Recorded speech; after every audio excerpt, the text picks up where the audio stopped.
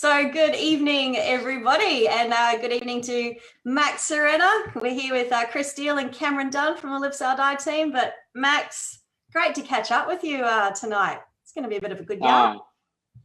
Thanks you guys for inviting me. It's a pleasure to talk with you guys. At least we talk same language.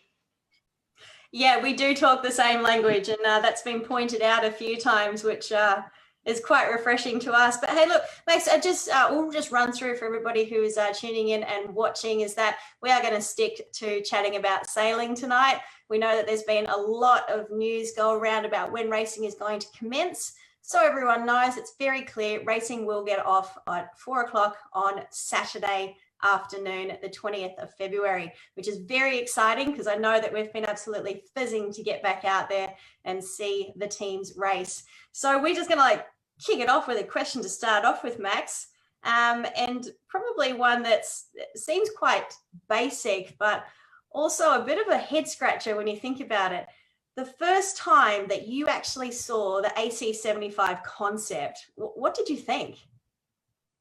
Well, it's a good question because I was here in New Zealand, and I was here with a few of the design team of Luna Rossa, together with most of the designers of Team New Zealand. Mr. Bertelli was there as well, Grant Dalton, and so we had 5 days meeting to decide basically which type of boat, no? And everyone came with different solution. Obviously, everyone was looking for a high performance boat, foiling, and it was nice. I mean, we had 15 different type of boat, really crazy. And at the end, we pick a closest boat to Team New Zealand.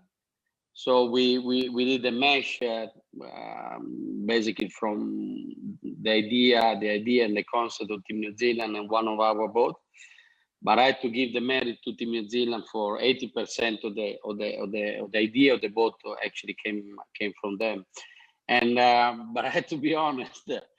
I think for both design team, during the development of the class rule and so on, we had quite a lot of question mark, and I think we clear off most of them a few days after launching the boat one, because it was, I mean, as you guys know, I mean, these boats are always on the edge in terms of writing moment and so on. And it was funny because we were doing a lot of simulation section with the simulator, and we were flip over a lot of time. So it was funny because, well, hopefully once the boat is going to get real, it's not going to happen so often. And luckily, I mean, it was a relief. When we launched the boat, we start sailing, and more we were pushing the boat. It was actually a relief, and at the same time, a good emotion, no? Because it's something new. This boat is really something out of the box, and I'm pleased, and I will never thank enough Mr. Bertelli and Team New Zealand to come up with this and to accept a type of concept like that. Max, if I can just chip in here, you talked about how you were in the simulator a bunch and flipping it over. So that, go back to that first day when you launched and towed your first boat out on the water for its first day sailing. Let us know what the emotions were and maybe how nerve-wracking that was for you and for the team, and then what it was like when it actually you got it foiling. Well, I mean, I'm saying something probably heavier, but I guess is the way I live my work. And for me, a launch of a new boat is like a newborn baby. It's exactly the same emotion, especially this type of boat, because it's super complex. It requires tons of hours of designing, construction, and it's always like that. I guess you guys are sailor, no? Every time you get the designer which they want to go step by step. No, you want to do the tow test, and then eventually hoisting the mainsail, doing the load test, and so on.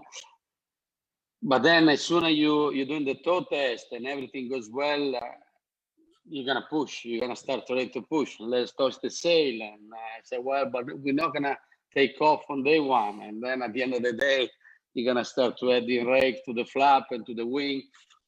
And then suddenly, well, not suddenly, luckily the boat is taking off, no, because you want to see. You design a flying boat and you want to see the boat flying, and it was a pretty emotional day. I can tell you, my voice when we came back after sailing to the team, we had a design team meeting. It was pretty broken. Obviously, I was super happy, and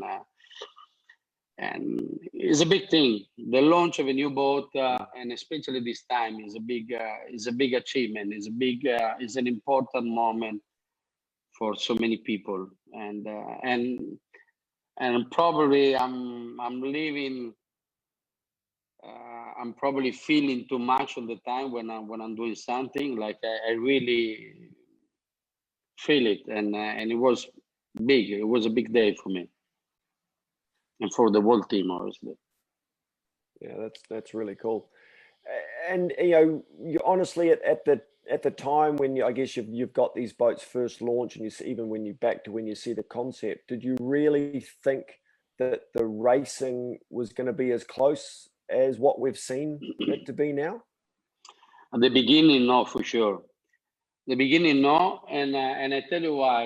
If you look the design concept of most of the boat, everyone was really looking for pure performance, like pure performance, straight line. No, you can actually you can go actually around the racetrack more or less with 2 tack and 2 jibe, or 3 tack and 2 jibe. So when we started the design process, we like always, no, to win the America's Cup, normally you need a fast boat, and so you do everything you can to try to make the boat as faster as possible, and especially this time, considering you're sailing inside of the boundary, you start the concept. Okay, let's make the boat as fast as possible, and then we figure out how to tack and jibe. And I think if you talk, I had a chance to speak with you guys of American Magic after the race when we after the last race with them, we went to their base with a couple of box of beer to celebrate with them, and we had an open conversation, and they said, well, we really designed to go for pure performance, straight line, and we approach exactly the same. That is the reason why when we launched our boat one, even our foil, they were pretty small for pure speed. And then slowly, so at the beginning, we never thought you could end up with 17 tack in a race, in a foiling boat, especially in the foiling boat. And but I think we discovered slowly by sailing with the boat and by implementing new stuff in the simulator, you can actually start to do something more than just going fast on straight line.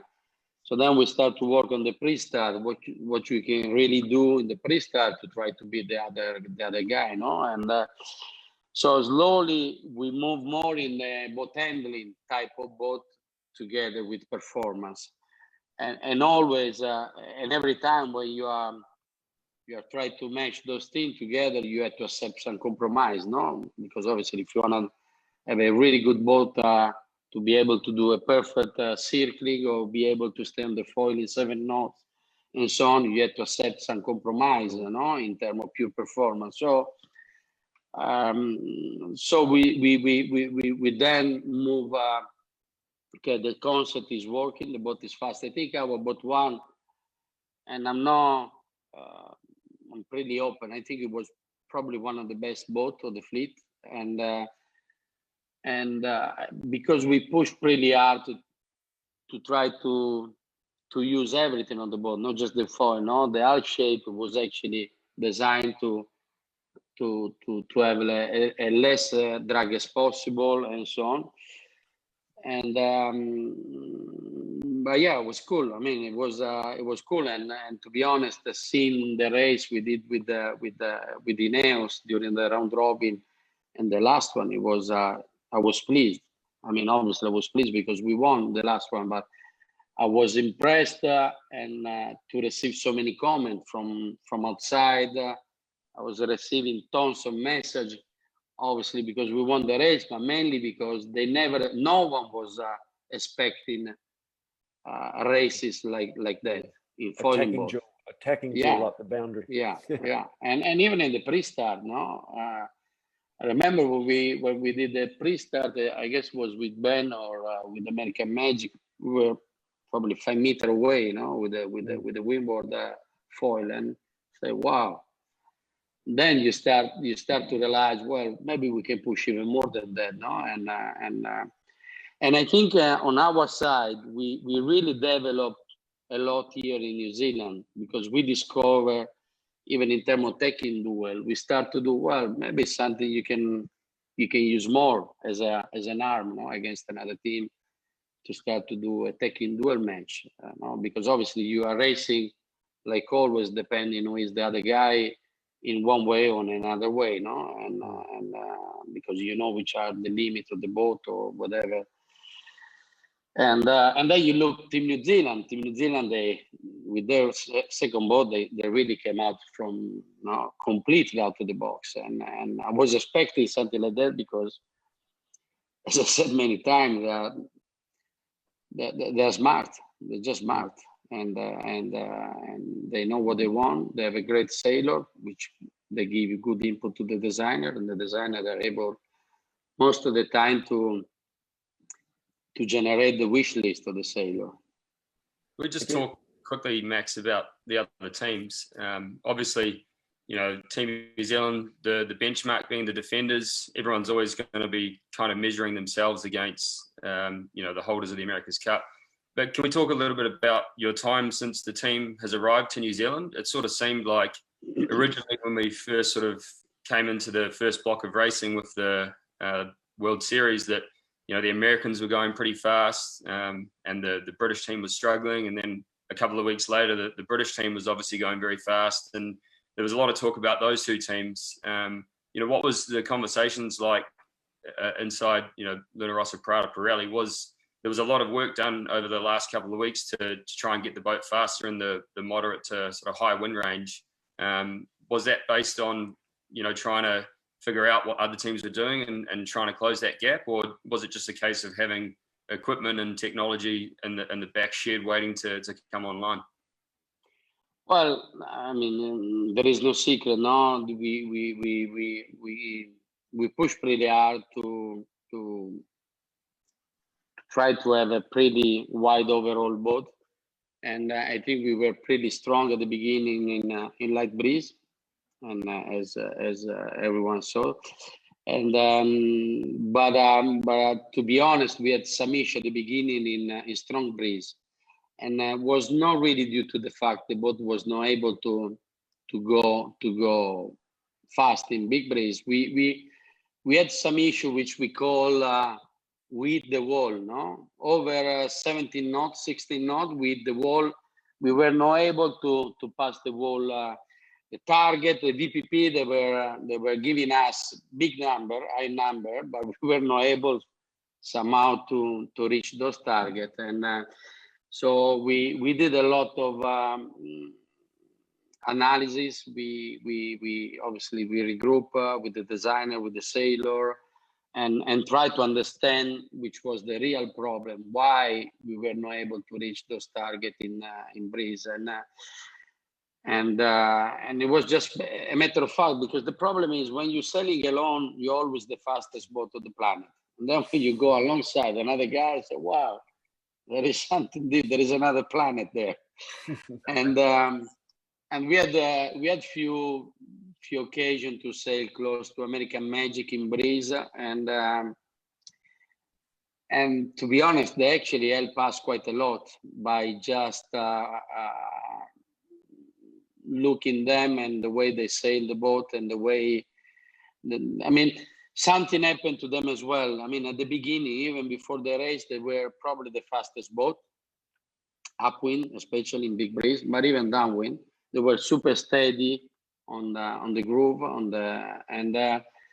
and we start to ask ourselves how these guys are able to sail so locked upwind, always to windward hill, and so we start to analyze.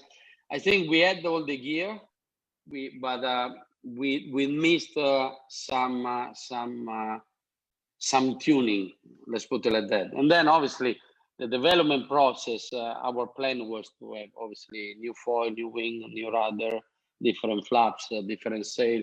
That was part of the game, but it was not really due to the component. It was really more the way we were sailing the boat. And now, I mean, the reason why I said many times when we raced against American, obviously I was pleased with the result. Unfortunately, they were probably not at the top level for sure, because what happened to them a couple of weeks before. But I was pleased because the performance of the boat in big breeze they were pretty good, and that was the most positive side of those few days of racing. I guess with this cup, with the COVID hitting us all around the world last year and knocking out those pre-regattas, the American Cup World Series, it changed this whole period of the America's Cup, didn't it? Massively, not being able to race against anybody and line up. Can you imagine now where you'd be if you'd done 2 regattas previous to coming to New Zealand and learned a lot of those things 6, 7, 8 months beforehand? Yeah, I totally agree. I mean, we need to keep in mind we sailed this boat 10 times. And you guys as a sailor knows how much performance gain there is just by racing more and more without even changing component. No? It's just a fine tuning and discover new way to sail the boat, or how much you can really push the boat.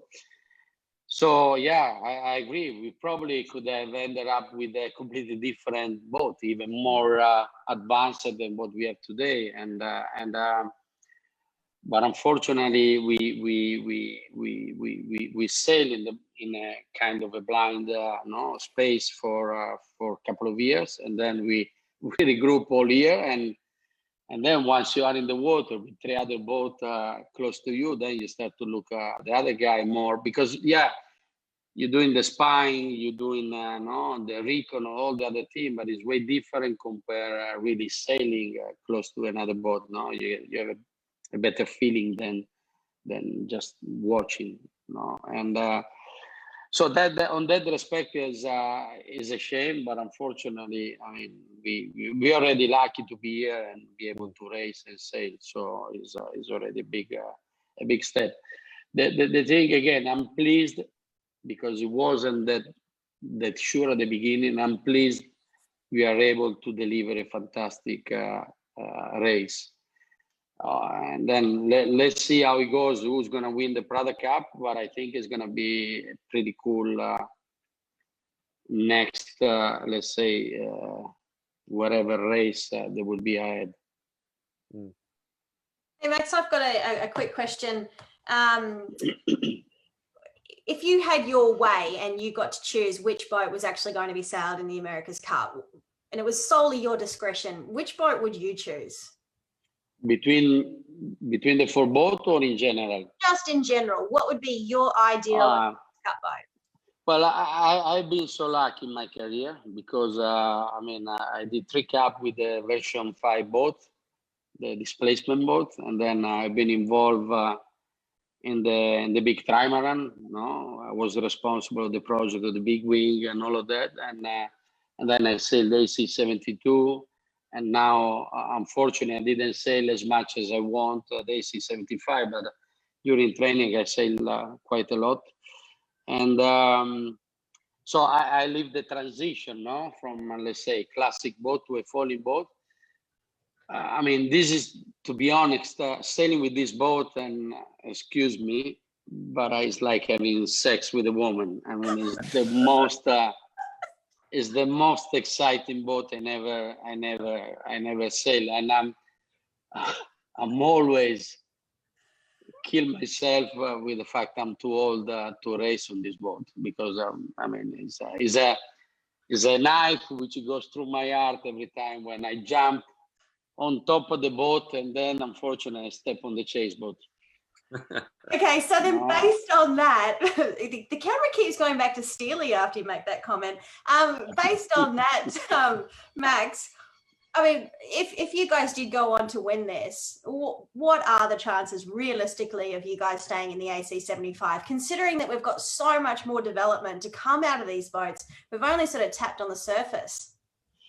For sure. If we are that good to win the cup, we will stay with this boat. We already decided, and we will improve this boat. So I'm thinking and talking loud without even exchange my opinion with the designer or with Mr. Bertel, but for sure you will improve the boat. You're probably gonna remove the bow split, because you don't need a bow split. You probably can make I don't know. Again, I'm thinking loud. 2 different sail plan: small, taller and shorter mast for big or heavy or light breeze. I mean, we are just the generation 1, and you can make this boat way faster than what they are already. I mean, we touched 53.4 a couple of weeks ago, and I think they can go easily to 60. So if sailing an AC75 is like having relations with a lovely woman, what do those speeds actually feel like when you're out there? I mean, there's only a handful of people in the world that have experienced the speeds that you guys have. I mean, what is that actually like? I mean, you're always on the edge, and they are not that forgiving. Obviously, more we race, more confident you are taking with the boat. And but the funny thing is, when you sail with this boat, you actually don't feel that much. You are going at 45 or 50 knots. Like the AC72 was brutal on that respect. The 72 was really scary. It was a really scary boat to sail, because every time I remember in France, every time at the top mark, when it was blowing 25, you were almost pray, please, let's pass the better way, because it was really brutal. It was super powerful. We were probably at the beginning of the technology at the time. With this boat, we have way more control system in place, so you can handle probably the boat a little bit better. But on the same time, I mean, it's easy to see, no? Unfortunately, American Magic, Team New Zealand flip over a few times, and we capsize many times in the small boat. So they are not that forgiving, but I think more we sail and more experience we get, and more, let's say, development will happen in the control system, more and faster you will go. The good thing, I think, one of the things I like of this boat, you go fast, but also you're doing a lot of boat handling. You're doing, no, it was impossible to do with an AC50 or an AC72 17 tech. Impossible. With this boat, you almost say like in a normal boat. You're really doing a match race. Is that what you were expecting, Max, from all the work in the simulators and everything building up to this event? Are the races going how you kind of predicted they'd be going, with all the pre-start action and the maneuvers around the racetrack? Or is there something that surprised you? Well, in terms of pre-start, we did a lot of work, and I had to thank Jimmy, Keiko, Philippe, and all those guys. We put tons of hour on that. And I know, I mean, I was surprised when Ben at the press conference said, yeah, simulator is important, but it's not real. But in reality, if you want to try and push, you need something where you know you cannot destroy the boat or you kill someone. No? So we did a lot of work on that, and so I think you can gain confidence in the simulator as well while you are training, you are trying something new. And then we have a pretty good program by racing against the chasebot. Like really, Philippe is really good on that, on setting up the race course and really race against the chasebot. And I think that is one of the things which is helping us on the fact that you cannot sail with two boats, on the same time. So you need to try to be creative as well, to build something which is really helping you on create situation. Like I give an example: the last race of the round robin with the Ineos, they were probably a click faster than us, but for sure they raced better than us. But on the same time, we did tons of mistake.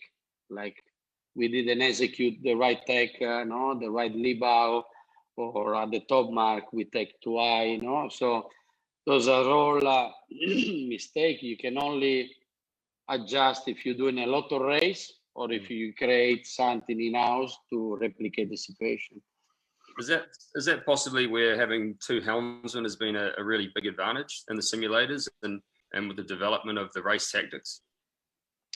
I mean, the obviously, like everything, there is pros and cons. Obviously, the cons is the fact that compare a normal helmsman, our helmsmen, they are steering half of the time, because they are. But on the same time, the fact they are actually flying the boat is actually a good learning process for them, because they understand quite well where happen, if you're going out of phase with the flap or whatever, or in certain condition where you want to do a duck or a dive down or whatever, or a tech, what the flying controller needs to do. But on the same time, I think in the pre-start and in a tight situation, having two helmsmen, I think is better. I mean, you can argue if you really need a tactician or not. But if you ask me, you will go again with two helmsmen, I would say yes. Yeah, I mean, obviously with the simulators, and you can have two guys that are obviously driving the boat. It must speed up the learning process because each helmsman is going to have a different opinion on a certain number of or on everything, and so you almost learn another perspective with someone who's obviously in the moment and been experienced in the same situation when it comes to race time. Yeah, especially with two guys like Keck and Jimmy, which are the opposite, one each other. So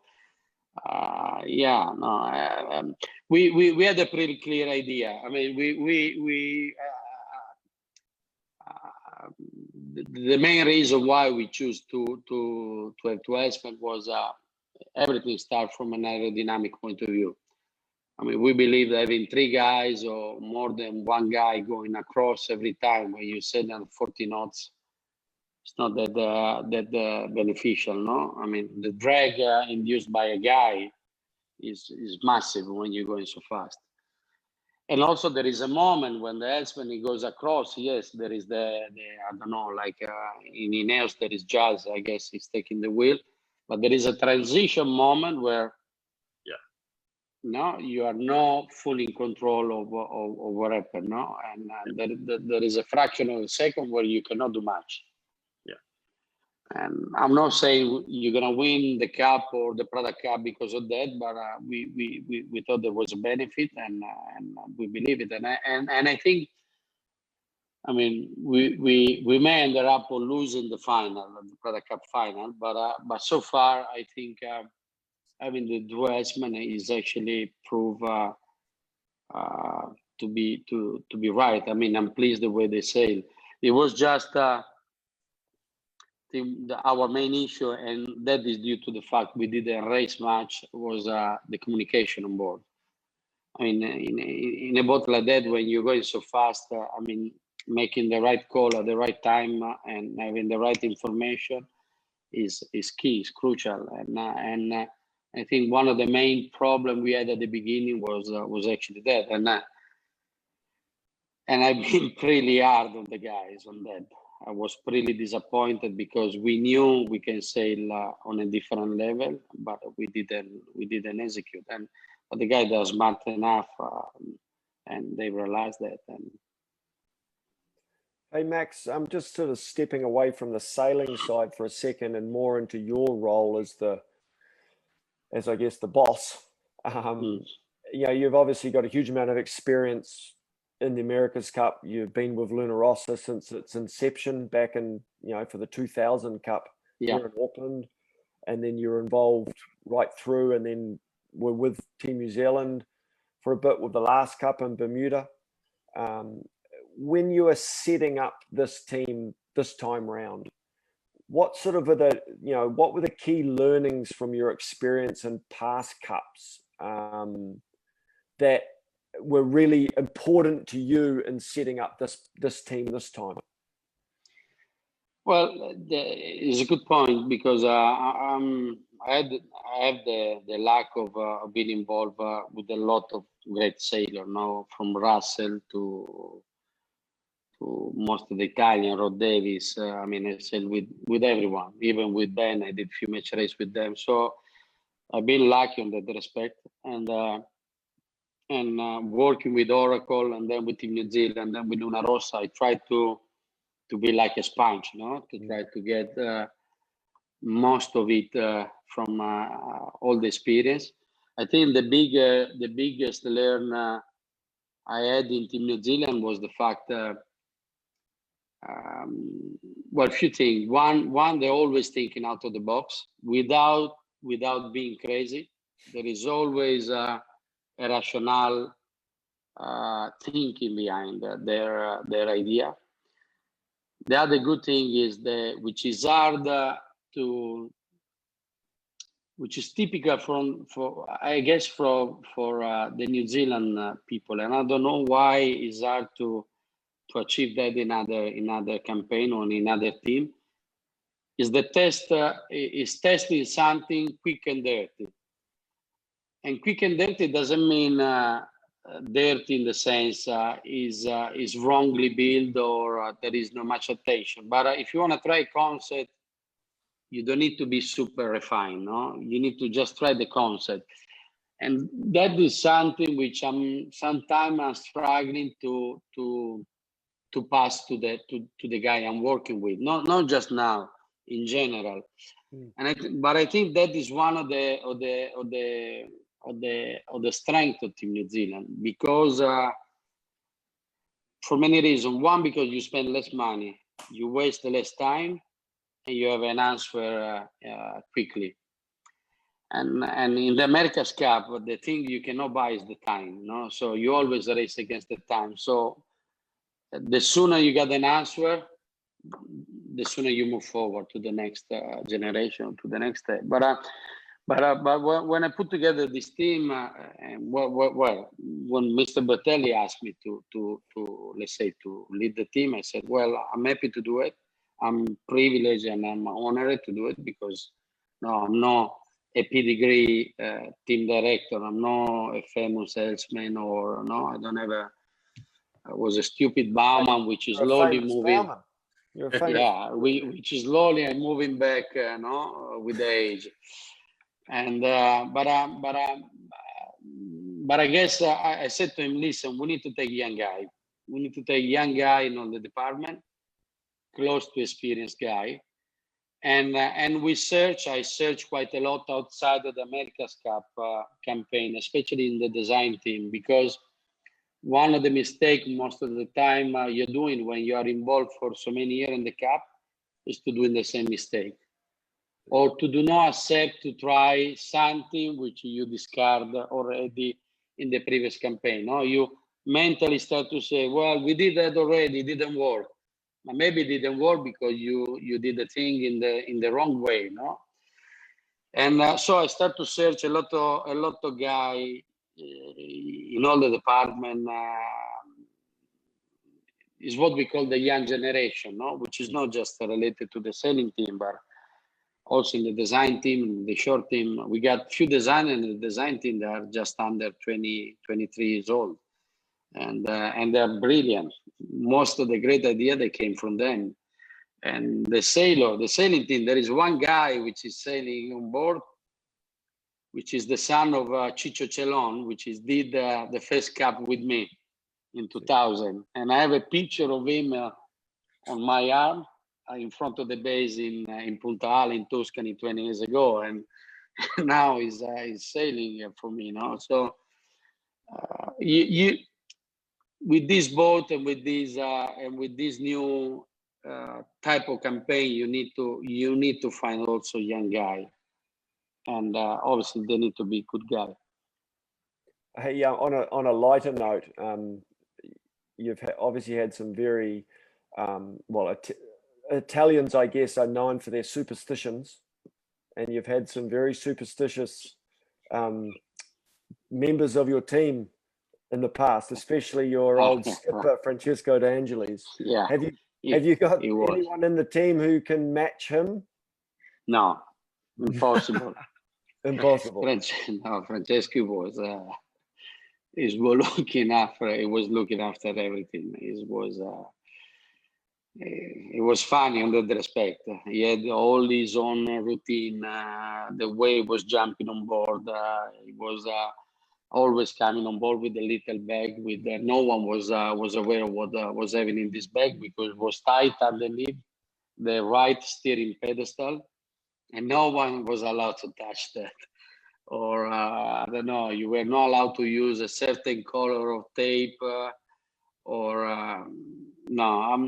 there is few guys which are superstitious, or maybe they're not superstitious, but they are keen to do the same thing. Yeah.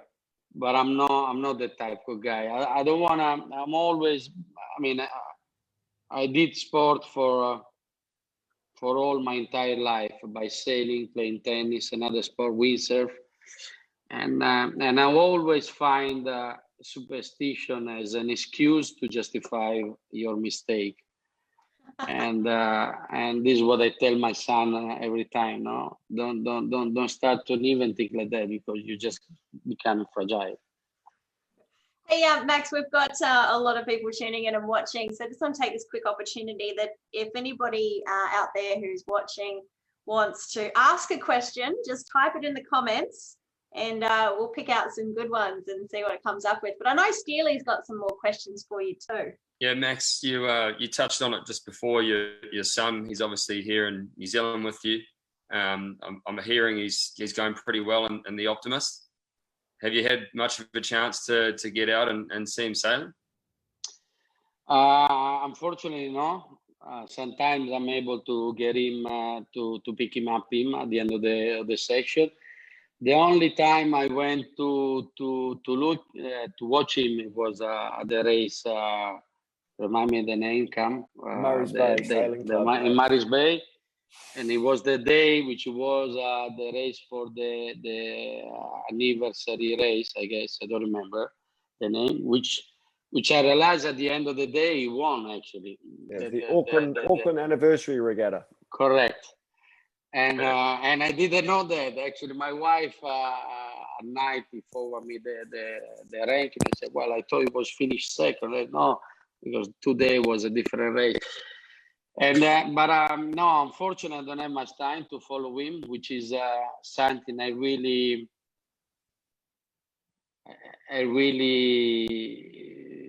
is painful for me, because I would like, because I don't want to go to be too sentimental here, but it was something I was really looking from my father when I was a kid, but he was working and he was always away from me, and so I was always alone when I was doing my competition, and I always said to myself, I want to try to be with my son, but like always, once you grow in, you have to be. But the good thing I like is the fact that he probably learned and improved way more here since his move here in New Zealand and sailing at the Carana, but he sailed also, in some other yacht club. I mean, the good thing here, they're organizing training section between yacht club just like that in 1 hour, which is something a little bit harder in Italy. And but the thing I'm pleased is the fact when he's coming back home, he's super happy, and the atmosphere there is between the kids, the parents, is more like a camp, no, where kids are going to having fun more than really pushing to reach the goal to winning races. Then obviously, if you win races, you're even more happy. But it's not the main goal at the beginning. I think the good thing is when you start to sail it. This is my impression. When you start sail here, and actually Lorenzo started to sail here the Carana the first time many years ago, and the good thing is. The kids, the main job of the school, of the sailing school, is to make the kids in love with the sea and of sailing. And then once you got the kids in love of sailing and going out in the water, then you start to work on the kids, which is and see if there is a potential on the kids, no, which is something unique, I guess, and it will be something we will miss when we go back to Italy. Well, Max, I tell you what, Lorenzo and your family are always welcome at Royal Acarana Yacht Club. And when you're not there, don't worry, we're keeping an eye on him. He's quite he's a little champion. I think you've got a future helmsman. I don't know. He will decide by himself. I'm not gonna push. As long as he's in love of the water on the sea, I'm happy. He's a kind of a waterman. He's a lucky little bastard because he's good on sailing, he's good on surfing, he's good on fishing. He knows all the name of all the fish in the planet, and I'm pleased. I was way more depressed if he was in love with soccer. I can tell you that. Hey, Max, we've just had a few questions come through from those that are watching. I think this is a pretty important one because you are here in New Zealand. And it's just going to diverse a little bit away from sailing just for a moment. Do you like fish and chips? I like fish and chips, but I like fish and chips when I catch the fish. All right, back into the sailing. But there is a good place in Gervais Road. Oh, in Jervis Road. I shouldn't say that. Hey, look, just another question. How does your speed feel compared to Emirates Team New Zealand when you have been able to line up against them? I think they're pretty fast. Unfortunately, at the moment, especially in the certain wind range, they're really fast. I think above 12, 13 knots, they're pretty quick upwind. But on the same time, we didn't sail close to them in the last probably months or so. I think last time we sailed for Christmas, and for sure we improve our performance quite a lot. But I guess they improved as well. So I think it's really. We need to see. I think it's gonna be. We need to wait. I don't know. It's something I'm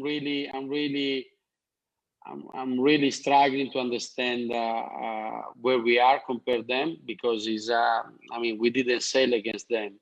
We improved quite a lot our performance, but on the same time, I know they're pretty fast upwind in breeze. So let's see. I think it really depends on which condition we're gonna race eventually. Then, if we beat Ineos first. Yeah, well, just going back to obviously this weekend, Max, a big day of sailing on Saturday. Maybe some light areas forecast. What's the sort of team's mentality going into the weekend? Obviously, you know the Brits will come at you very strongly, and they're not going to roll over without a fight. Are you expecting, the boats to be as evenly matched as they were last time you sailed? Oh, for sure. I think even more. I think by knowing Ben and his team, they're gonna push until the end. They can win the series. So we only won 4 races. So we did nothing yet. And and we need to try to keep the momentum. We sailed yesterday and today. We did a pretty good session. We did a lot of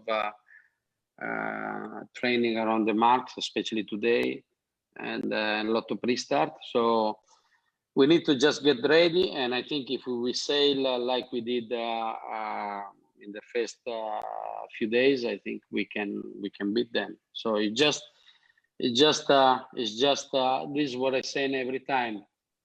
The first enemy is ourselves, like always. No, you need to first say like at your level, and then you see.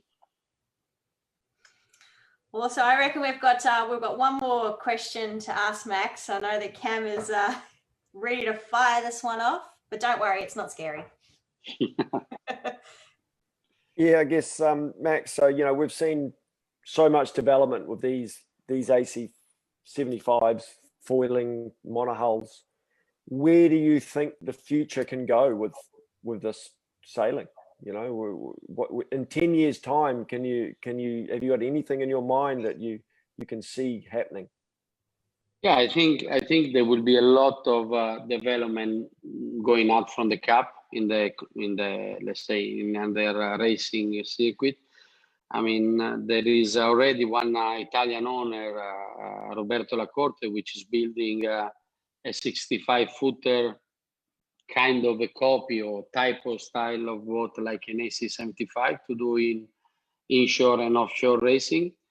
And I think there will be even more. I mean, there is already a lot of foiling circuit, the FS, the Persico 69. There is a really nice circuit. There is actually a championship, I think, starting this week on I think in the south of Italy. And I saw Francois Gabard launching his electric catamaran powerboat foiling. And I mean, the Orma 60, they're already there. The multi-hull, I was on the phone the other day with Giovanni Soldini, which is going to launch his boat with new rudder foil, with the new foil on the boat.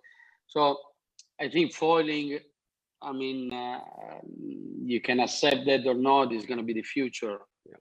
And together with conventional boat, it's not just foiling, it's just a different way to sail.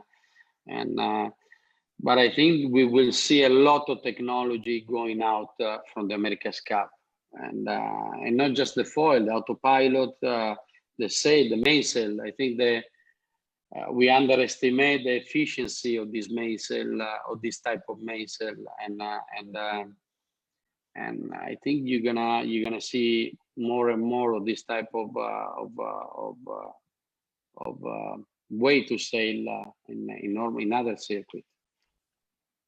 Oh, well, far out. We've actually been online now for an hour, Max. You said we were going to just have a quick chat. You like to chat, don't you? Well, I'm a nice guy. Yeah. Yeah. I guess, out of the Cam Steely, got one more up your sleeve there, or do you reckon we let Max go and go to bed? Oh, I reckon probably let the big man go. He's got a big week in ahead. Yeah, we have had a lot of questions come through, but Max, we'll probably try and catch up with you another time. There's a few really great questions that we'll ask from the audience. But hey, look, I just want to say a massive thank you for taking the time out, especially after a busy day. And but the most important thing is that this event is raced on the water and is won on the water.